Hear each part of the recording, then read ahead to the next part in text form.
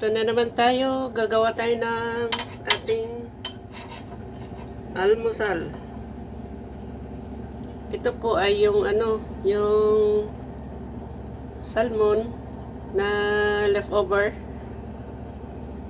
Pag may leftover na salmon fillet, convert natin ng breakfast. Masarap naman. Walang nakakahiya dito.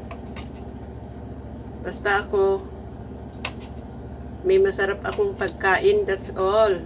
Ayan. May kamatis, pwede rin, pero ayaw ko muna magkamatis ngayon. Ganyan lang siya. O di ganyan, o di sandwich. Ano lang. Nakakabusog na ito kahit isang piraso dahil may ulam.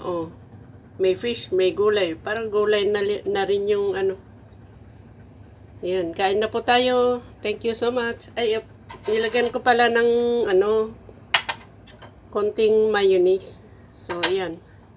Mayonnaise. So, thank you so much.